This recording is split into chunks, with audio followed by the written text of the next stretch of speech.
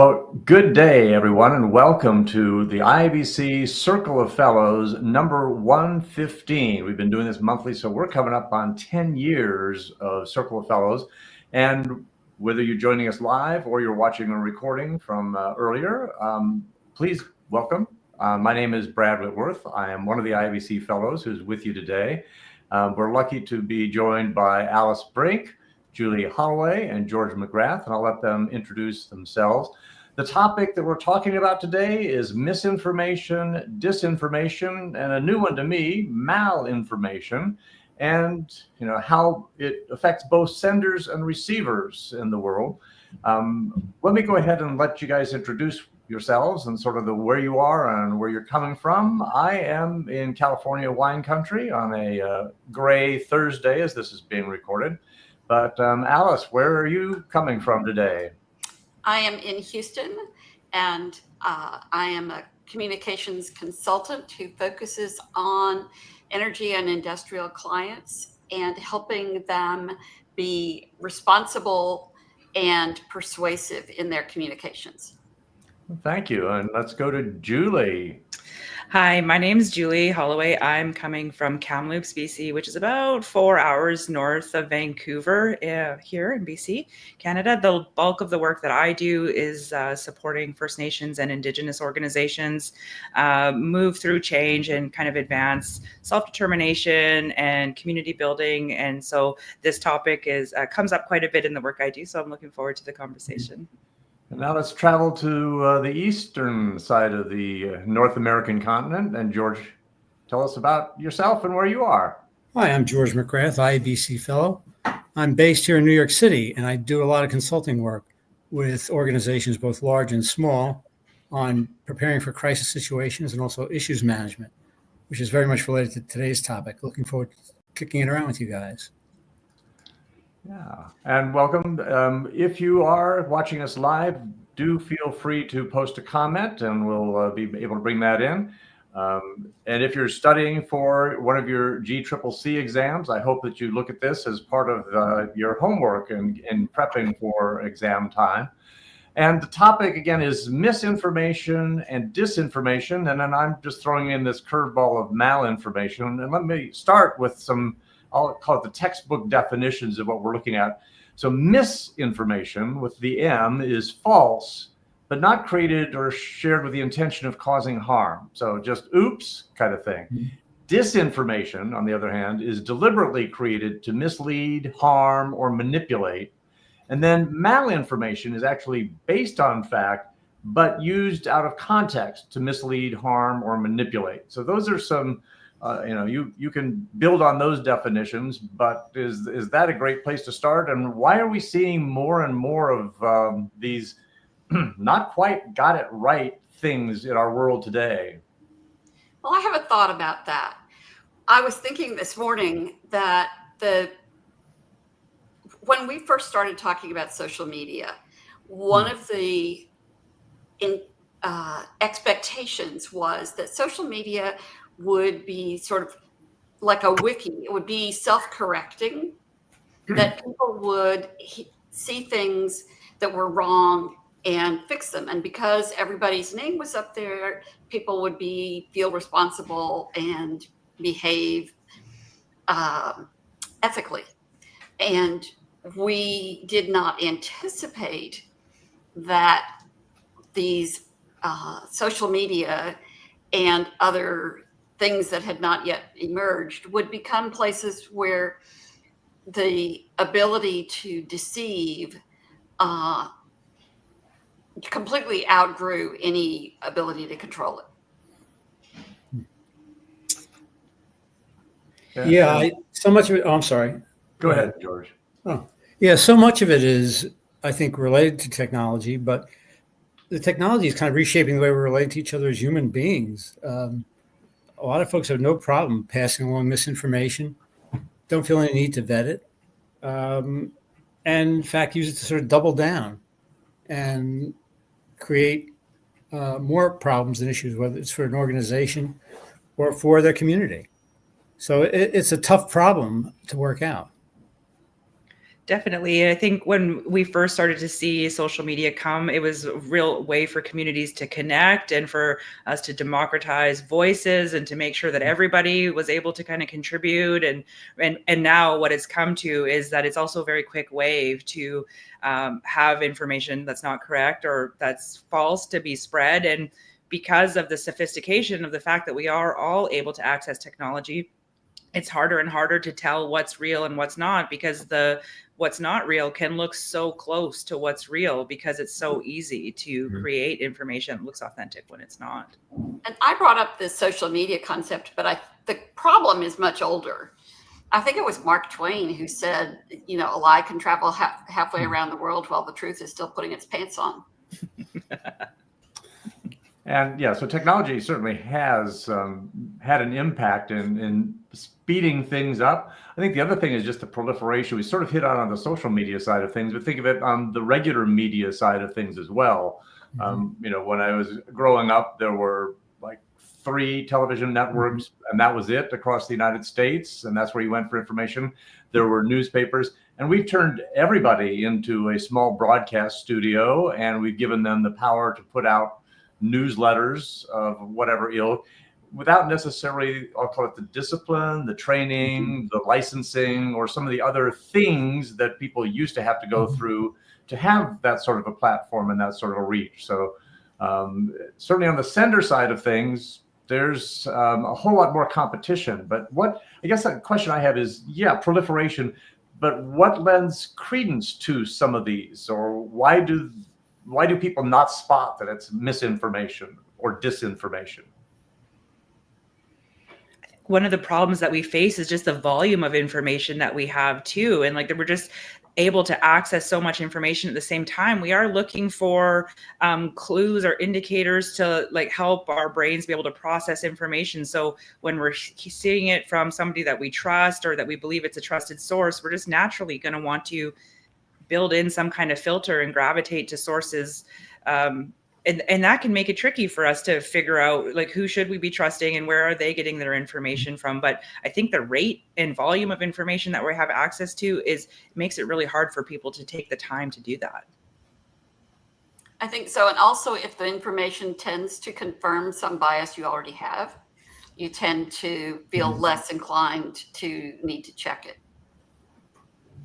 I think this relates back to something I think we were talking about at the outset of the program about people have to learn to become critical thinkers again and question what they're looking at. And the thing is now, I think, as I mentioned, if you find something that aligns with your worldview or prejudices or biases, you're going to go with it because it's more comfortable than getting engaged with somebody else trying to work out your differences. So is it easier within an organization, since most of us have some corporate communications background or a structure of some sort?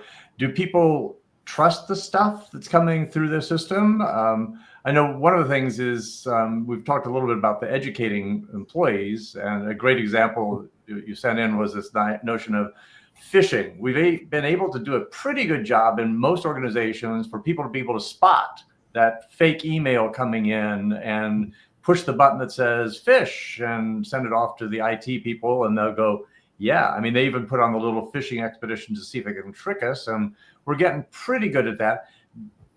Can we do that same sort of thing for, I'll say, the population at large or audiences other than employees who are logged into this corporate system? I think there are 2 sides to that. One is that we do need to, as communicators,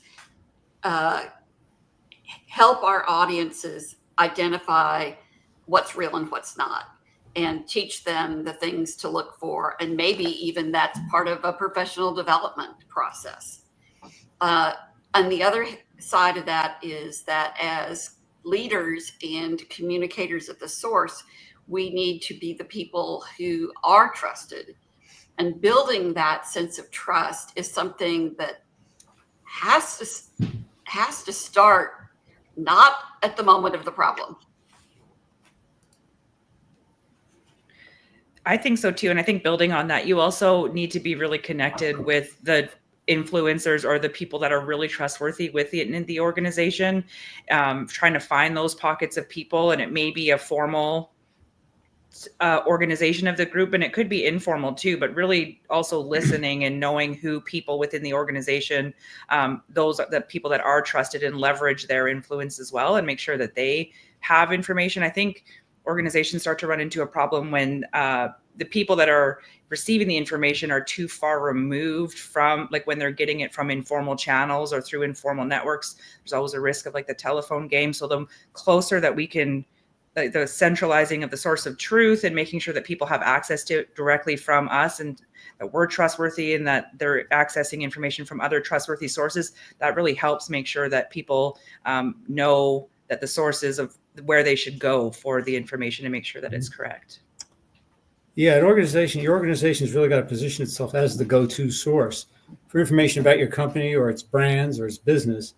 You either have to define what you're about, what your true north is, and the proof points behind that, or someone else is going to define it for you. And chances are it's going to be an image of your organization you're not going to like. Are there organizations that are more at risk than other kinds of organizations? I mean, you've got public, you got private companies, you got global organizations, you got local, you've got small, you've got large.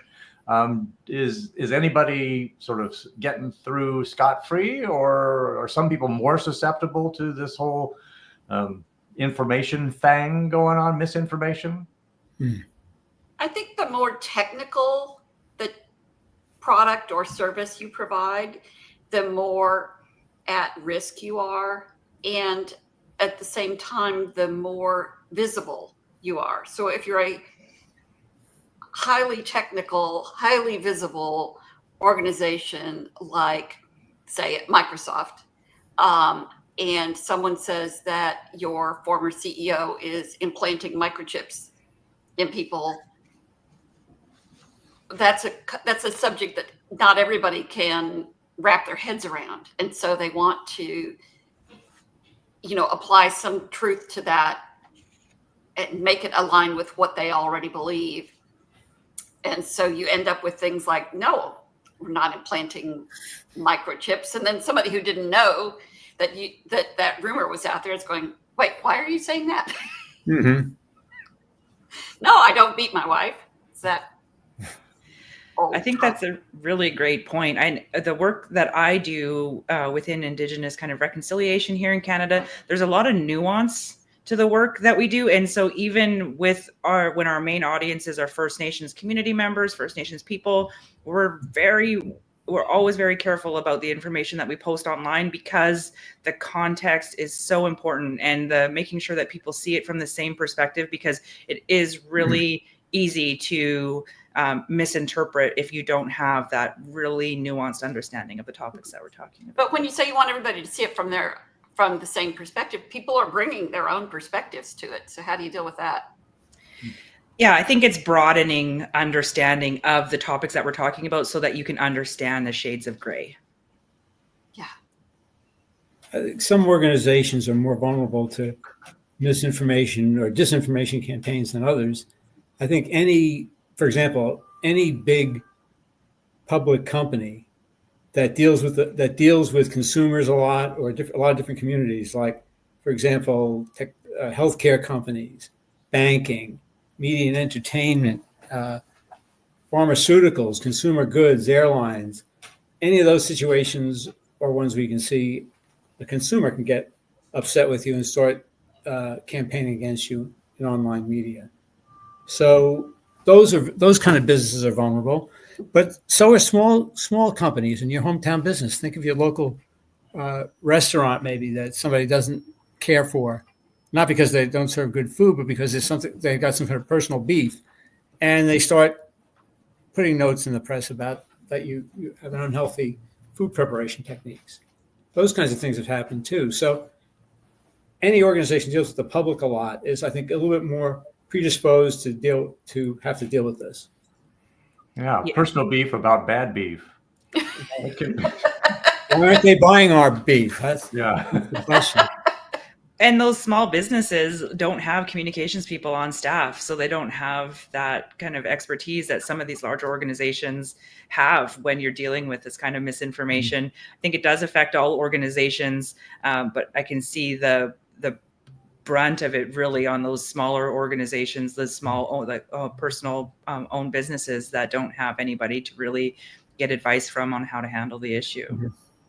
That's interesting. One of the things that I wondered when you said that is if the trade associations, industry groups, and so forth are providing tools like training at their conferences and materials on their on the association website, so that their members can have ways to respond.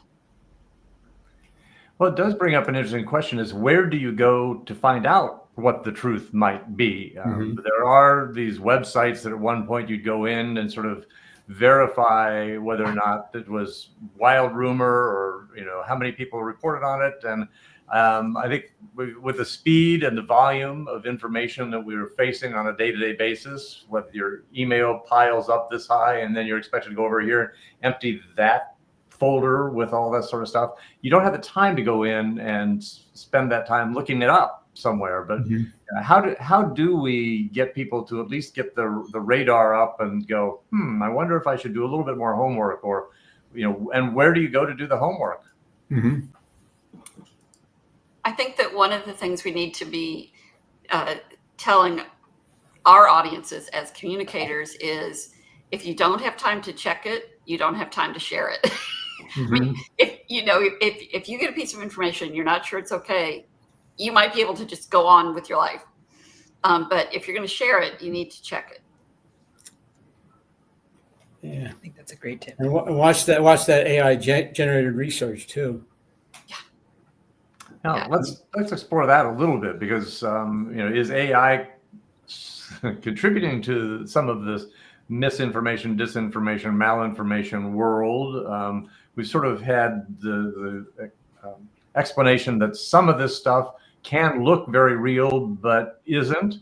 How do you get the stuff that's I guess just as you've got to be careful when you're buying something off of a street vendor in any major metropolitan area, whether it has the Louis Vuitton logo on it. Is it really a Louis Vuitton, or is it a knockoff kind of thing?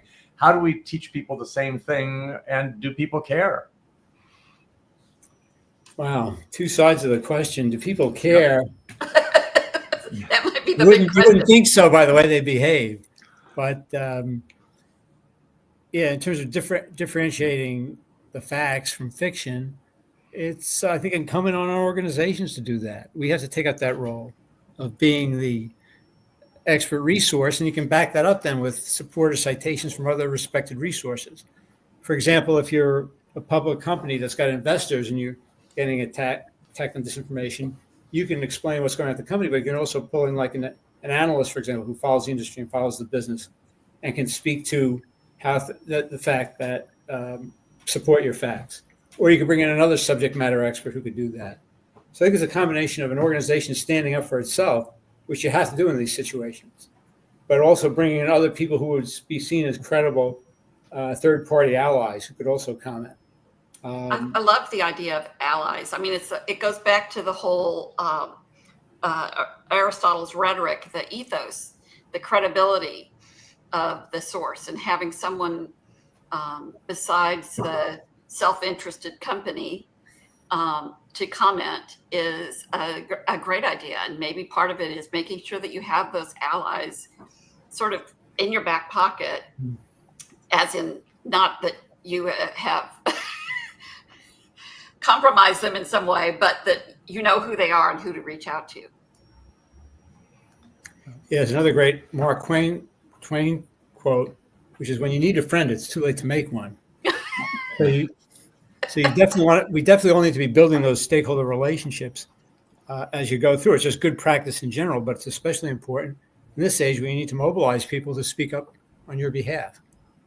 Yeah, I think, and that was my point earlier about like identifying influential groups within an organization, or people that other people trust to help you share the message and to make sure that they have the correct information, so that if there ever does to come a time to need a friend, that you have those friends and that they trust you and that you trust them, and that they are able to kind of be that conduit for the information as well. So I think having your factual information available and public, and then having those groups of people that also have that information too, is one thing that you can really do to help, because people might not check in on your website, but they might ask their friend, and if their friend has that information and knows it's correct, that's going to help make sure that the correct information is getting out there to people. That's a really good point. The idea that you not only need external credible sources as allies, you also need internal sources as allies for both internal and external audiences. Well, and that points out something that I think we've seen in the Edelman Trust Barometer. High on the scores year after year tends to be a coworker, someone like me. And it also reinforces some of the sort of the social influencer inside organization kinds of non-formal networks where you often will go to someone to get information about what's going on, and you often trust that source maybe even more so than the official corporate things. It's sort of like hey, they just said this. Is this really what's going on? And I think that it plays both on that non-formal network that exists within an organization, but also in the rest of our lives. We go and trust people. So we are going to have to be doing a little bit better job, and maybe even relying upon some of these networks inside organizations to become, I'll call it a semi-formal network of information where we make sure that those people are clued in to what's going on. I remember hearing a presentation specifically about non-formal networks in organizations, and suggesting that maybe on an irregular basis, you invite one or two in along with a larger cross-section, so that you're not calling them out as special people, but they become part of a team that gets to hear a leader talk about something that's coming down the pike. And then they go out and they spread the word more quickly than probably email can. They probably have higher veracity than a lot of other sources. So I think this, how do you build a worthy, trustworthy network if you haven't already built it and you don't go out and buy it? I think sometimes it's not even obvious either. Like, as a communicator, you can do your job to dig and find those non-formal networks. When I worked at an institution, a public post-secondary institution, and so we were looking at how we roll out communication to make sure everybody in the institution knows what's going on. And very much like the example you're describing, we send out an email and people were looking to talk to somebody else within their department about, did they know about this? And so we looked at all different types of committees and groups that meet across the campus. And it took a while to actually find out that there was a group, an informal group of the office managers and the executive assistants. They all met monthly or on a regular basis, but nobody kind of identified that group as a good place to go to make sure that they had information. But what we started talking about was like, well, can we get on the agenda of this group when we have information, when there's something coming up, and we can talk to them and answer the questions. That way, when the email comes out and people within their department do have questions, they're naturally going to that person, and that person can help provide that extra context too. But it did take us a while to even identify that group because it was fairly informal. That's the best kind of group to go through. I agree.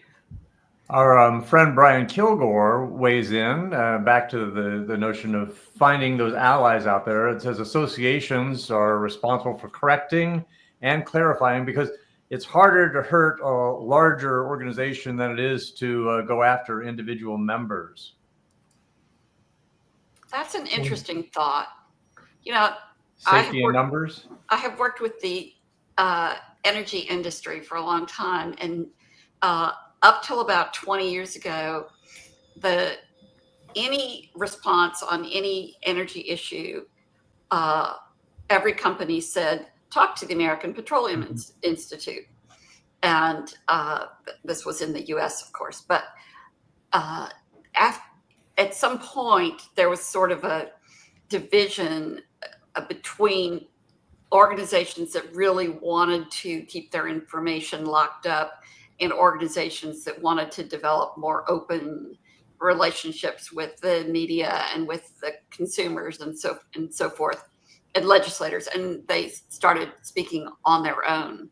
And there are advantages to both ways, because sometimes if you're just speaking through your association, you lose your ability to build a competitive advantage out of being honest and ethical.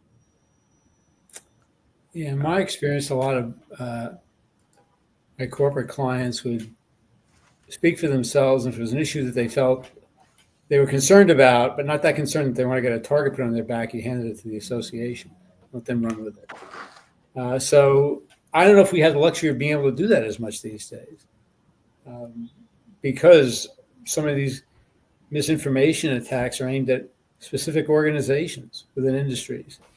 So you got to be prepared to stand up for yourself and strategically work with your industry association.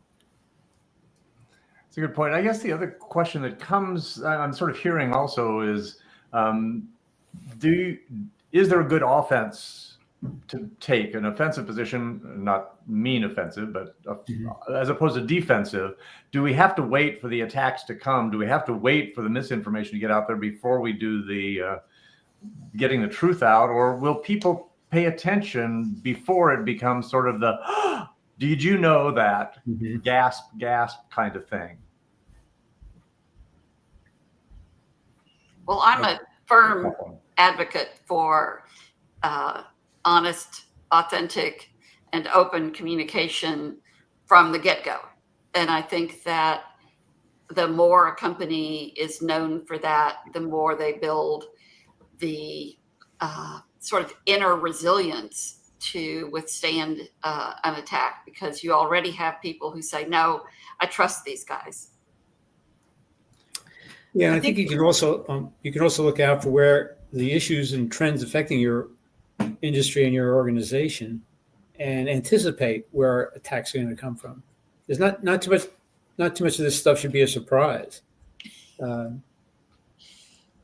I think it also maybe depends on the type of issue that you're going through. The institution that I was working for, with the anecdote I shared earlier, we were dealing with a bit of a reputational issue because of an employee that, for privacy reasons, we couldn't really share the nature of the disagreement between the employee and the organization. But then that employee misconstrued the issue to be more about something broader that really did affect the organization. It was really hard to correct because we couldn't speak to the actual nature of the issue. And I think it just depends on what it is and how much you can speak about it, because sometimes there are legislative requirements that make it difficult for you to actually set the record straight. Yeah. And the term disgruntled employee has kind of gotten thrown around too much, as everything is the fault of a disgruntled employee. And so you have to have more. So it's one of those where two things can be true at the same time. You both need to be proactive in what you're doing, and you need to be ready to be reactive. I will put in a pitch for, there's a session at conference. I was just looking through the session list yesterday, and there is a session on horizon scanning. And I hope it's not up against the session on the Circle of Fellows. That's a great topic. Very relevant to this conversation. We have so much we're dealing with on a day-to-day basis. Every day you get into work, it's like you open up a fire hose and you don't know what's going to hit you that day. So having that long-term view about the issues affecting your industry or your organization, and how you move towards your goal and get through that, is the key, just to navigating through all the work and setting your priorities and what you're going to deal with. Yeah. There's also something to be said for doing risk assessment and sorry, what are your vulnerabilities? Where are you perhaps most likely? But that doesn't stop that thing coming from left field. I'm reminded a little bit, though, I guess I can tell a case study because it's like second or third hand information and there's enough time passed. It was so last century. But I remember at one point, Federal Express was being investigated by a major television network in the U.S. Amongst the accusations were that it allowed things like explosives to be shipped through the Federal Express system, that they were major carriers for drug networks. And the reason FedEx knew about this was because one of their employees was able to and had seen a network feed of the show, and they knew that the interviews had happened, so they knew that something was coming.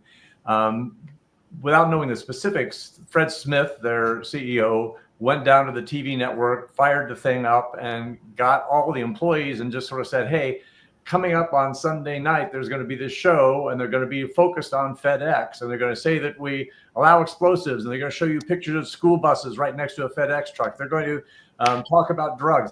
People will have forgotten that, we just did one of the largest co-investigations with the Drug Enforcement Agency. Huge bust. They also don't mention that, drug rings will ship through every conveyance, whether it's the U.S. Postal Service, our rivals, the UPS, DHL, anybody.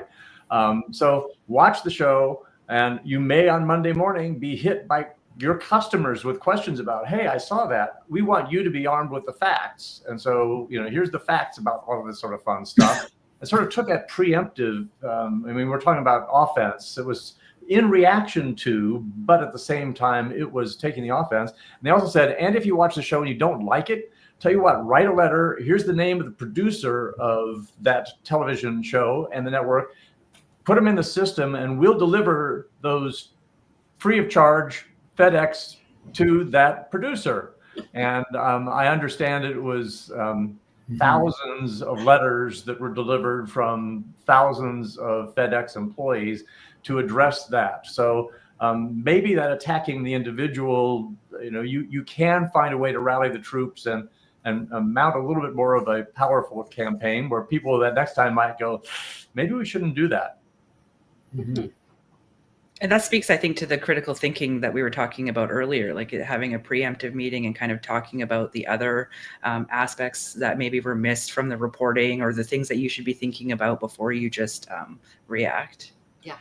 And it also gets at the lawyers who are like, no, wait, let's not light a fire under this, and let's wait and see, and we'll take about, so it is an enlightened leader who sort of took the bull by the horns and said, no, we've got to get out in front of this if we possibly can. And so there is something about all of this stuff. Let's explore for a second, if you can, this notion of sort of imposter content. I think we're seeing it everywhere these days, and augmented reality, virtual reality, what is real, what isn't. Were there really bears on the highway into a national park? I still want to know that. I'm sorry, it was a meme that went around. I don't know. Missed that one. Apparently didn't go around as far as I thought. No. Yeah. Sorry. No, I think that's a great question. How can you tell there are these things of like some slimy beast thing that eats animals that keep showing up in people's social feeds as well? It's like, what is that? That's got to be computer generated animation of some sort. But just as the tool of being able to do a live broadcast from your phone now exists, are we giving people the tools to create things that look as if they could be real, but they don't have labels that say computer generated? Well, it's the whole deep fake and AI,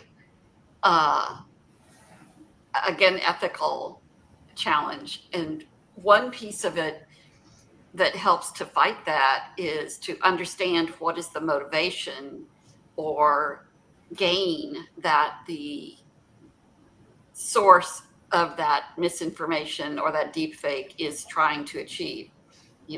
Is it someone who has a beef against the organization? Is it someone who thinks they can get money by offering alternative, if they're posting something that says that pharmaceutical companies are doing X, Y, and Z, are they hoping to, sell their alternative medications or solutions? And look for, what is the source and what is the benefit to, the whole mystery story question, cui bono, who benefits? I think it can be really tricky because sometimes you even see like footage from other instances, like if it's about a fire, just example, and then they're using footage from years ago and they're making it seem like it's happening recently, that can be really hard for an average person watching the clip to be able to tell if it's real or not. And I think we were starting to see some of that fact checking on some of these social platforms, like identifying some of this. But when that's taken away, for the average person, it can be really difficult to be able to tell. I mean, if it looks real, but you don't realize that it's an old clip or that it's from somewhere else that had nothing to do with the situation. Well, so should organizations have somebody on staff whose job it is to take those things and watch for the fakes and know how to debunk them? Mm-hmm. Is that like a new communications position? I was going to say, if AI is helping us on the production side of things, that should be freeing up all sorts of Mm-hmm. hours to be able to spend. And it is a good question. Are there ways that communication professionals can get updated on sort of latest trends and technologies to combat misinformation, disinformation, do fact checking? I remember at one point there are people who used to work at places like the Business Week, Fortune, Forbes, that were fact checkers. When the reporter would turn in a story, they would go through and make sure.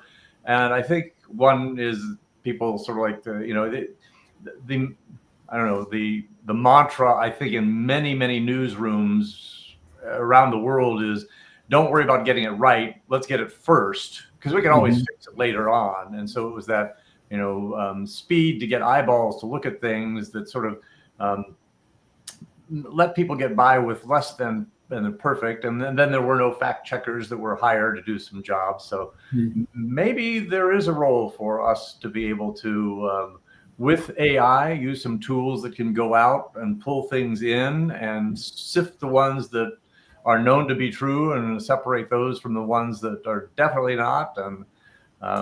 And perhaps we could also enlist our employees to be able to be a part of that truth squad as well.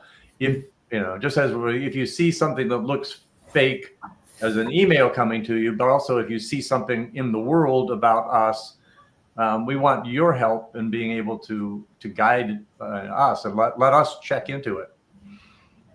Yeah, I think that's a great idea. And I think with all of the conversation that we've had around AI taking jobs, I do always think of these smaller organizations. Maybe they only have one communications person. Maybe they're all doing communications off the side of their desk. Like, how can we make sure that people have these skills to be able to do some of this, because it's a lot to ask of these organizations with small communications functions. And so the more that we can utilize AI to help us so that we can do more of this critical thinking, the strategic thinking, I think the better off we're going to be and our organizations are going to be. Mm-hmm. I think the other thing that's critical for us, particularly if you're in a small organization or a large organization with a small communications team, you really have to prioritize and focus on addressing misinformation or disinformation that's the most serious threat to your organization's success or ability to thrive. And that will help you sort of, I think, set priorities. You can't chase after every crazy rumor that's out there. If it's something though that's got some legs to it or some people behind it who are sort of problematic characters, you do want to go after it. But you got to also, our resources are limited. So you got to focus on the stuff I think that's most mission critical to your business. I think one of the advantages we have now is there's the defects in all of our benefits, or some line like that, is the fact that while the message, the misinformation, malinformation can travel fast, we can travel fast too. We don't have to wait for tomorrow's TV news to get our answers out. If we're prepared to post on social media and on our own websites and things like that to counter these things, and we are prepared to move fast, then we can stomp this before it becomes before this spark becomes a forest fire. I think that, I look at my own personal experience, and there are 2 or 3 rumors that I heard 30 years ago about brands that there's one brand I'm hesitant to buy from, and I'm fairly certain that what I heard was false. But it still hasn't cured me. Mm-hmm. Alice, you said in our little warm up that you're actually working on a book that's very, very closely related to this whole information sharing, Yes. sourcing. Maybe you could explain to me, sort of, and the audience, the premise of the book and what can we expect, and how it ties into this whole sharing of information through fiction. The premise of the book is Change My Mind, Tools for Ethical Persuasion. And the title is still in flux, but basically the idea is, so many of the times what we see in terms of persuasion is how to either manipulate someone or how to avoid being manipulated.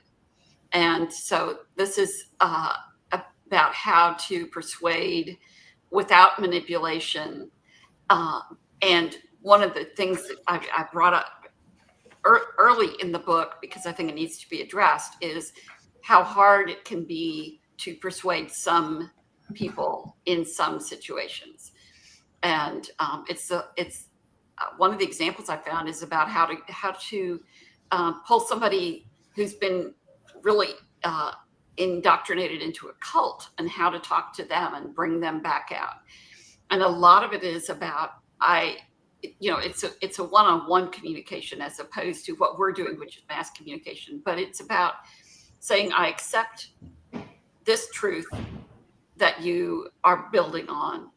I would like you to see this other piece differently, and not being combative, but also knowing that it's not going to be easy to change someone's mind if they're really set on it. Well, we'll look forward to seeing it. When you've got a title, let the fellows know, and we'll help spread the word, because if nothing else, I'll be looking for case studies is what I'm going to be reaching out to you guys for. I need some case studies beyond the ones I know. Well, I was going to say, we'll blast that out as a call to everybody who's been watching this video. And if you know how to get hold of Alice Brink, IABC. I guess the other question I have is there a way that, the building trust is something that takes time. Is this also in organizations, is this a cultural change that we need to add to the mix? It's part of that whole engagement, measurement, what are the kinds of things that we need to do to build trust / beliefs around communications that we're helping get out on behalf of an organization? Julie, working with Indigenous people, I think trust is probably one of the things you either count on or deal with. Yeah, one of the ways that I talk about it within communities in that kind of context is you got to really be aware of where you're kind of coming in terms of trust, like the equity that you have around trust. If you have a lot of trust already, then it's not going to take that much effort to be able to kind of build on that. But if you're working in a trust deficit, then you're going to have to work to even bring that up to a neutral level where people do trust you to be able to take that from there. So that's one of the biggest things I always talk about is like, how do you think this message would impact trust if it was a meter? Like, would it increase trust or would it take it away? Because all of these factors, as you all well know, timing of a message can affect trust, all of these things that go into it. And so I really try to bring trust to the fore and where are we at and where do we want to be? And then kind of start from there, like really keeping the relationship and trust kind of at the forefront and making sure that guides decisions. Because if we don't lose sight of that, we can generally be on the right track. That's usually how I explain it. It matters a lot, and knowing where you're at with trust and where you need to go is the biggest way that you can kind of get started on the right track. Mm-hmm. Brad, you mentioned the Edelman Trust Barometer before, and I don't know if you have the data in front of you on which types of organizations are most trusted and least trusted, but I think we should all be looking at where do our types of businesses, types of organizations fit in that, and that will help us know whether we're working from a deficit or if we have a reserve. And I think to your earlier point too, like when we can create more face-to-face, one-on-one touch points, or where you're able to hear a speaker and ask questions and engage, that's going to do a lot more for trust in an organization than relying on email as the central or the intranet as the central channels. Like you also want to build in face-to-face touch points as much as you can. I think that helps with trust a lot. I was going to pass along some hints that Sue sent to us. Sue Hillman was supposed to be a part of the panel today, but couldn't make it. But she did send through a thing about what communication professionals can use to help people in their organization. So I thought I'd, if nothing else, just sort of rattle through this list of 5 great ideas, and then you guys can jump on any of these and sort of, and we sort of hit upon some of these. One is to critically evaluate information sources, never take things at face value. So that's part of that critical thinking aspect. Second is learn to recognize media slants, right wing, left wing, other wings, and seek the opposite slant in order to develop both a balanced view of the topic. Then look for that same story to appear on multiple platforms before accepting it. Use AI and specific sites to fact-check information. They're popping up all the time, so that's an important aspect. Maybe AI can get into the fact-checking business for us, but then you have to check whether the fact-checking is factual or not. Then take a break from social media. These platforms can be an echo chamber of same-thinking posts. It can also be very stressful, especially when leaders, whether they're political, organizational, whatever, are seen as less than trustworthy. So some pragmatic hints. Did anything resonate with any of you, or like the hey and? I think the idea of taking a break from social media is something that is valuable for us as individuals, but I think as an organization, what it means is be cautious about social media, but you have to monitor it and you have to be visible in it.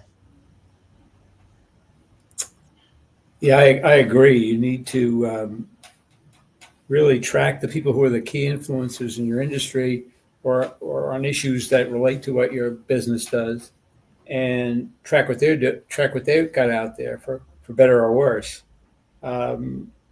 Just as we, in years past would, study media coverage of an industry or organization and do an analysis on that, what's favorable, what's not, how do you influence people through that? It's a bigger challenge now, as we all know, because anybody can be a content generator. And with the AI is making it possible for anybody to be, I guess, a Hollywood movie producer at some point. So all this, it's just going to up the intensity we have to bring to it as communicators to track these issues, keep an eye on developments in our industry, and be prepared to address them proactively with people in a dialogue. I think IBC years ago did the IBC Excellence Study and looked at excellence in communication, and it was really about fostering that model where it's true communication happens when you get people together, debate issues, exchange information, and come to a meeting of the minds. It's not about message control or jamming sort of one way, my way, or the highway messages down the pipe to people. That just creates a lot of conflict, distrust. And I think this is an area where we can be called upon by the angels of our better nature and try to do better as communicators.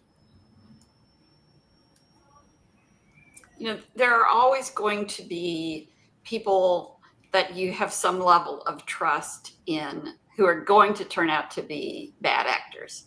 I think that happens. I'm in Houston. We had Enron. So I'm never going to completely trust a company to the degree that I did pre-Enron. But I think that puts the burden on us as companies and people who represent companies to make sure that we are being as open and trustworthy as we can be. And that comes down to the whole root of why I am a communicator anyway, is to help companies that want to be responsible to do that in a way that is effective. And I think that, if your organization or the organizations that are your clients are not in that mode, then it's either get there or get out. It's something though that you hit upon a little while ago too, Alice, with this. I'm not going to buy that, because sort of once that disinformation spreads, it can echo for years, or people can stumble upon it and think it's new. And there doesn't seem to be a way to go back and, I'll call it, police the old stuff, and somebody may just pick up the old stuff and run with it. Are there any ways that we can combat that, or put a stamp that says, check this? I also think about Enron. You certainly learned lesson, but there are probably kids growing up in school and going through who have no idea what Enron is, what they did, and how bad it was at one time. So how did that next generation learn about, and how do we, prevent the things from showing up a second and third time? I don't know. If I knew, I would know how to stop people from posting on Facebook. I do not give Facebook permission to use my personal information. This really works. That's true. Our friend Brian Kilgore weighed in again, and a few of us can answer it from one side, but he said, is there general awareness in the U.S. that the country is rapidly losing international respect, even self-respect?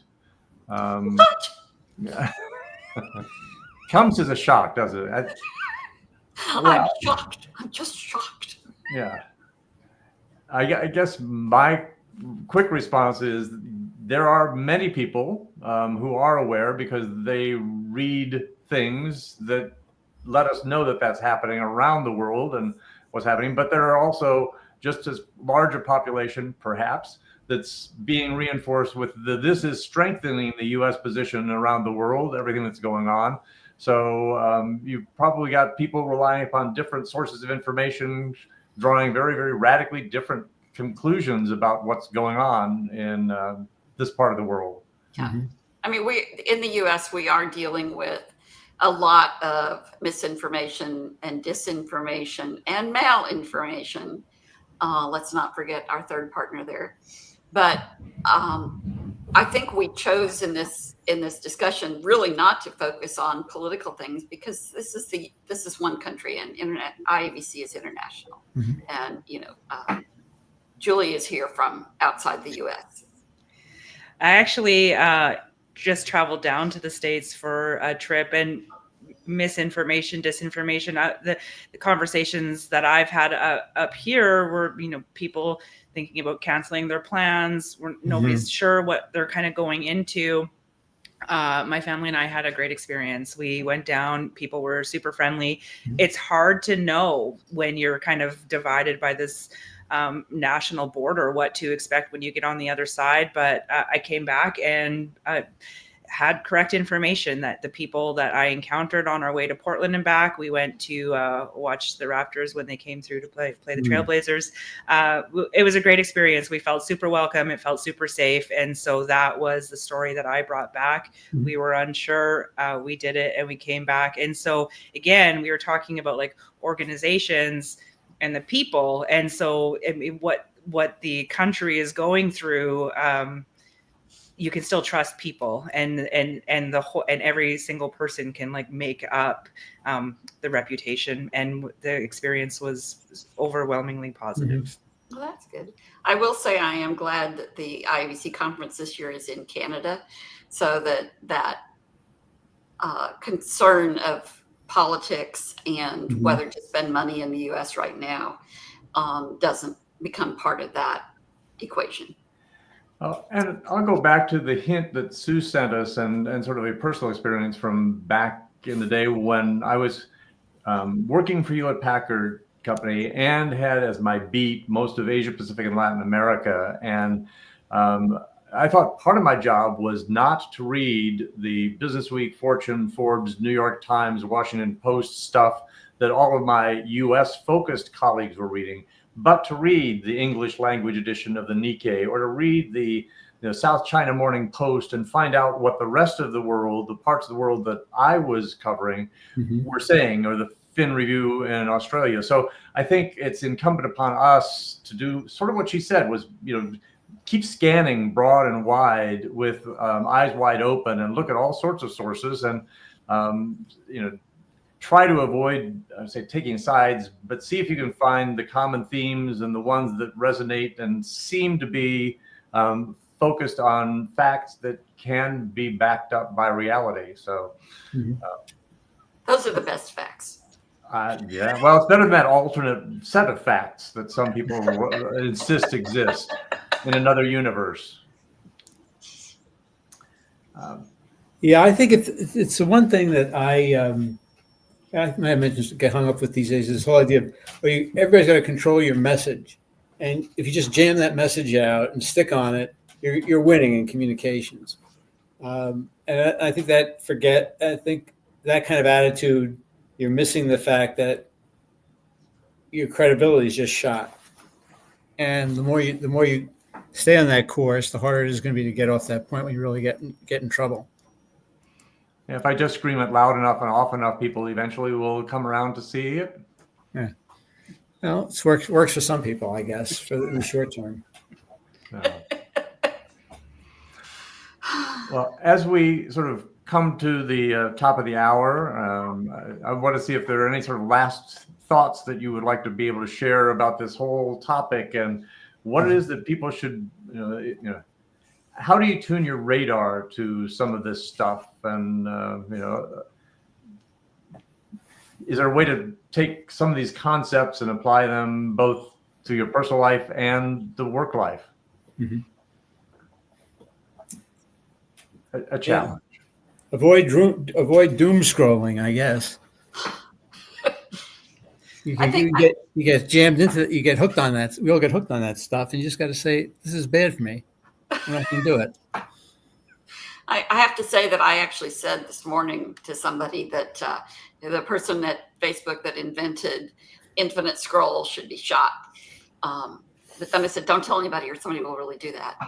But I think that for us in our professional roles, the takeaway here is that trust is the currency that we have with our employees and with our customers and with our communities. And if we haven't put the effort into building that trust over time, better late than never. I totally agree. I think it's hard either way. You're either reacting and trying to put out fires as they come, or you're working to prevent them. And if you know that it's going to be effort, no matter what you do, then the effort can be put into relationship building, into being trustworthy, and to sticking to that and knowing that that is going to get you down the best path as you continue to move forward. That's where the energy should be focused for sure. I guess the takeaway that I come back from this conversation with is that trust is a two-way street. And much like communications, where we tried for the longest time to control the message, make it one way, top down, push, that we found out doesn't work. It needs to be the conversation. It needs to be two-way. We need to listen maybe twice as hard as what it is that we do in the putting forth. So in some ways, while it's nice to disengage from some of this, and it's fun to be able to see if we can figure out how to separate fact from fiction, it's also incumbent upon us to keep our ears open, keep our radar tuned, be scanning all the time for what's happening in the moment, try to look forward and see what it is that the vulnerabilities could be and where we can add some value. And I guess the other piece that I got from all of this is enlist others, the trustworthy, build the network. If you don't know how to build an internal influencer network in organizations, there are people out there who can show you how to do it. But use those sorts of tools that are perhaps as important, if not more important, than this growing, burgeoning, everybody's an information source world that we live in. I want to thank Alice and George and Julie for joining us today, and Sue for throwing some ideas our way. I also wanted to give a short plug to Circle 116 coming up in May. Shel Holtz will be back here in the moderator chair, and he'll be joined by John Clemens, Cindy Schmieg, Mark Schumann, and Jennifer Waugh. And then a special plug for episode 117, which is going to be a live, Circle of Fellows live from the World Conference. We'll be broadcasting, where the main stage will be 5 of the newest IABC fellows, and then the rest of us will be scattered through the audience. And we want you as participants in the audience to be able to help set the agenda for it. So we're going to try to examine some of the issues that are affecting the second half of this decade. So put on your thinking caps and join us either on the broadcast side of things, or if you're in Vancouver, in the room to be able to ask questions. And also a big thanks first to Anna Marie Willie, who helps put this together for us and has been doing so since we started doing this 10 years ago. And a big thanks to those of you who've tuned in and contributed and made this a reality. So thank you all very, very much. And we hope to see you next month in May and next month at World Conference in Vancouver. Take care. Thank you. Thank you. Great discussion.